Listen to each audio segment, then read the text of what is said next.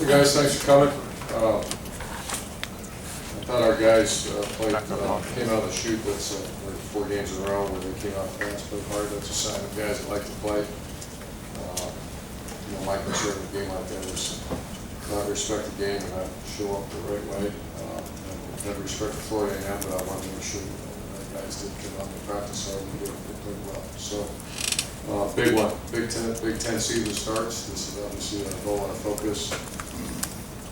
And to make it through the preseason undefeated was kind of we wanted that to happen, but our goal was to the Big Ten. So, got a lot of respect for Wisconsin, 2 great backs. I don't think they keep getting these guys, but they have great backs. And got their hands full. They have an excellent coach. In my opinion, they're the king of the Big Ten right now. And this is an opportunity to go compete with the team that's competed in the Rose Bowl the last few years. So I'll take any questions. Front row cut. How much of your stuff you guys have done offense? There's been some spreads, some powers, swing gate on the PAT piece. How much have you guys thrown out there in terms of if you had to scout this team, how much is there to prepare for? Well, I think that's a big part of what we do is I get the luxury of sitting on both sides of the defensive meeting rooms a lot and listen. And I know that there's only 2 days of preparation, Tuesday and Wednesday, so we try to give a lot of stuff and a lot of team to do. And it might look like it's completely different, but a lot of the blocking schemes are the same. It's just a lot of window dressing. So we try to give as many, try to water down the preparation of the moment. If that makes sense. That's what we do. So that's that. And then with the Braxton and Kenny possibly playing on the field together at the same time, is that something to float out there, or is that a reality? Yeah, I don't know. I don't know if that's reality. I keep thinking away. I love both those players. I think they're good players, but I don't know what they're doing. If Kenny was a better wide receiver than one of our receivers, he'd be playing receiver. Braxton would be better running back or something, but they're not. And so someone has to come off the field. I haven't decided how we're going to do it. I know Braxton, if he has good week in practice, will start. We'll see how practice goes this week. When you said after the game that you had hoped that Braxton would play every single week, right? Could you clarify what happened in the process? I hoped all week that we could get him in there, even if it's just for a few series, but it just wasn't stable and it would have been not right. And it wasn't just Braxton. Myself, the strength coach, and the quarterback coach all got together. And, a lot of things happen at quarterback positions and it falls on you. Even if you handle, my idea was just getting in the game. And it was a mutual decision. It's probably not the best interest in playing. And how much more confident are you this week? What I saw yesterday, much more confident. He had a very good day yesterday. We practiced pretty hard yesterday because a lot of guys, normally Sundays are the guys that, the week before, I think they played 95 plays, so we didn't practice real hard. Matter of fact, we practiced all. And then you try to just get a lot of work with down the line guys. But the offensive line, they didn't play the whole first quarter. And so, the good majority of the guys are out in the second quarter. So, we practiced real hard this week. Percent? I would say he's around 90 right now. Steve? Hey, Coach, going through your box scores here, played 240 minutes. 206 of those minutes, your team's been ahead by 2 touchdowns or more. How do you flip that switch to where you're going to play a 60-minute game? These guys are going to have to go back to playing 80 snaps and just be ready for a competitive football. I think that's the way we practice. I'd like to think that our guys get prepared for those kind of situations with the way we practice. Tuesdays are, as I've been told, Tuesdays are everybody's harder than some game days. So that's kind of the way we do our business around here. So that is a concern when you get to the fourth quarter. Or the Cal game, the way we treated the Cal game was that kind of offense we were facing. We were in a 4-minute mode and slowed it down because we felt that was our kids learned how to play the entire game that day. Back row left, Rob. Rob Aller, Dispatch. Urban, 2 comfort questions. One, how comfortable are you with Braxton shaking off the rust? I mean, he's going into a situation now with a Big Ten team. Where does that stand? And number 2 is, Kenny's been described as a distributor. If things would happen with Braxton, his knee or whatever, how comfortable are you that that Kenny can take you where you want to go with the chase all the way to the end? Is he capable? It's a tough question. I will tell you this, Rob, that I am very comfortable with both quarterbacks. Braxton, I imagine there will be any great player, any player has a little bit of rust. I was hoping to get out of the way last week. Someone practiced really hard this week.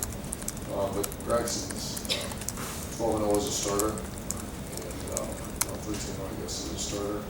Has done very well as an improvement throughout spring practice. Kenny Gaines, the guy that to me has shown me that he can go in, and I didn't know that.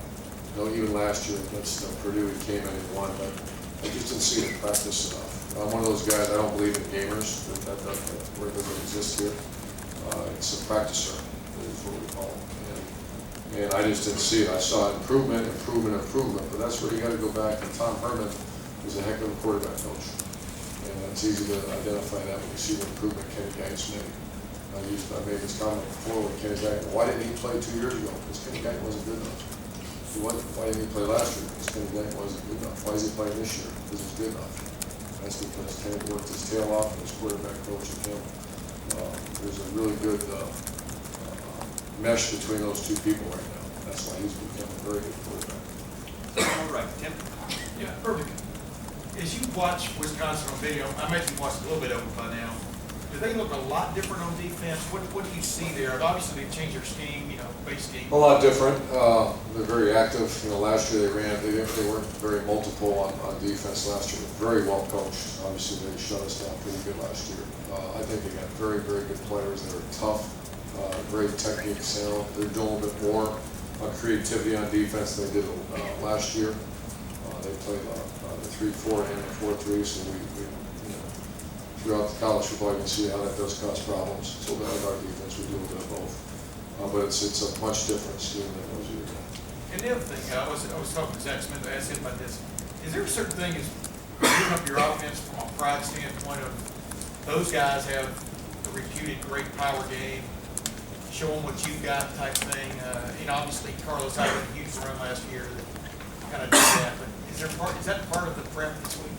I hear that sometimes. I want to win the game, and all focus is on the win the game. If you have to evaluate what we are offensively, power football is a big part of that, especially with 34 back. So there will be power, but it's not trying to show something. It's trying to find a way to see the left hand of the column at the end of the day. Far left, Rusty. This series is hinged on one play, it seems like, ever since before you were GA here, even when Earl was here, that it's like a lot of close games. One, what do you remember most about last year's close game? And secondly, when you were, say, at Florida, was there a team every year that you played, and I got an idea who it might be, that you thought, oh my God, this is going to be like a war, and it's going to come down to one play? It is. Appreciate that question. It is very much a game that I think our players and their players know that's going to come down.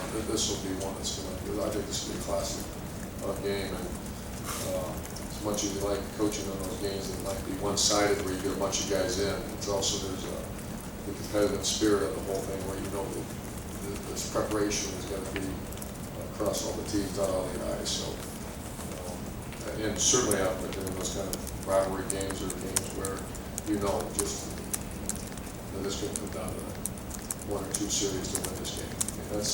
I think our veterans understand that, and the play and series that I remember last year was the one where we stopped them on the goal line stand, and I was so angry that we didn't get a first down and finish the game right away, and they go down and score and send it in double time.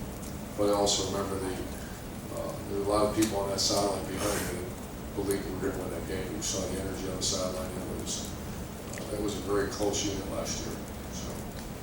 So this will be a classic game. What about when you were in Florida? Oh yeah, I'm shooting all. Right. Sorry, shoot. Last 2 questions, Austin.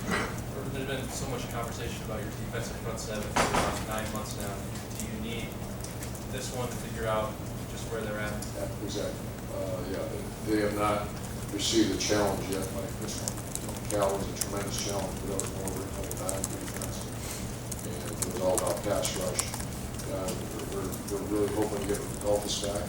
This is going to be 2 backs averaging, I think, 150 each. And this would be the biggest challenge at this point, maybe the rest of the year for our defensive front seven. Do you anticipate, putting some of that dime and penny stuff on the shelf this weekend? You'd have to ask Luke. I haven't spent very little time with him yet so far. I'm almost kicking an offense all day today. And I know we've had conversation about this outfit before. The run game is real.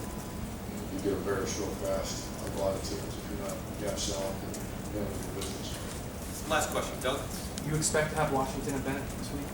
Bennett for sure, 100%, and Adolphus Washington, that's improbable. He did some stuff yesterday, but that's a lingering injury, but Bennett's going to go.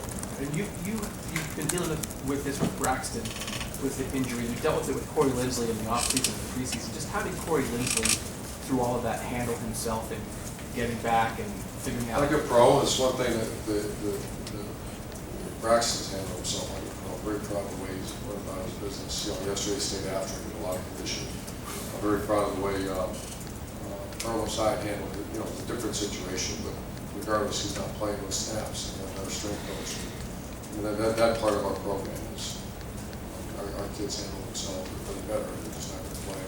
The guys you're mentioning handle themselves like pros. And I know you have a good relationship with Gary Anderson, but do you miss Brett Bielema in a week like this at all? No, I'm cool with Gary. I think you guys have a great day. Questions 2 for 2? All right, folks, make sure you take You say everything no, I'm from good this with room, Gary. and we'll matriculate out onto the